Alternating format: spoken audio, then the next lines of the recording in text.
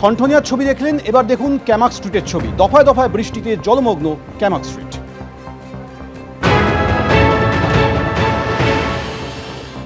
ক্যামাক স্ট্রিটের একটা অংশ সম্পূর্ণভাবে এই বৃষ্টির দরুন জলমগ্ন হয়ে পড়ে। জল নামানোর জন্য পুরসভার কর্মীরা তারা নেমেছেন এবং ম্যানহোলের যে ঢাকনা রয়েছে তা পুরোপুরি সরিয়ে দেওয়া হয়েছে যাতে দ্রুত জল নেমে যায় এবং তাতে কিছুটা লাভও হয়েছে। আমরা দেখতে পাচ্ছি যে ক্যামাক স্ট্রিটের যে পরিমাণ জল জমেছিল সেটা এই মুহূর্তে আস্তে আস্তে নামতে শুরু করেছে। একটানা বৃষ্টি যদি লাগাতার চলতে থাকে তাহলে পরবর্তীতে পরিস্থিতি নিয়ন্ত্রণের জন্য পুরসভার টিমকে সতর্ক রাখা হয়েছে।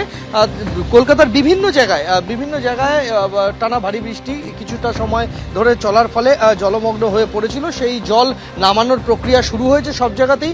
পুরসভার কর্মীদের স্থানীয়ভাবে নামানো হয়েছে কাজে এবং তারা কাজ করছেন। যেহেতু হলুদ সতর্কতা রয়েছে কলকাতা সহ দক্ষিণবঙ্গের একাধিক জেলাতে, তাই কিছুটা চিন্তিত তো বটেই কলকাতা পুরসভা যে কলকাতায় বড় ইভেন্ট রয়েছে আগামী রবিবার এবং একেবারে শুধু আজ নয় রবিবার পর্যন্ত বৃষ্টি চলবে এমন পূর্বাভাস রয়েছে। ফলে সব মিলিয়ে যাতে পরিস্থিতি কোনোভাবেই জটিল না হয় এবং কলকাতায় যাতে জল জমার কারণে বহু মানুষ যোগ দিবসে রাস্তায় নামবেন সেই কথাটা মাথায় রেখে সবটা করতে নির্দেশ দেওয়া হয়েছে পুরসভার তরফে এবং পুরসভার কর্মীরা তারা ইতিমধ্যেই নেমে পড়েছেন কাজে।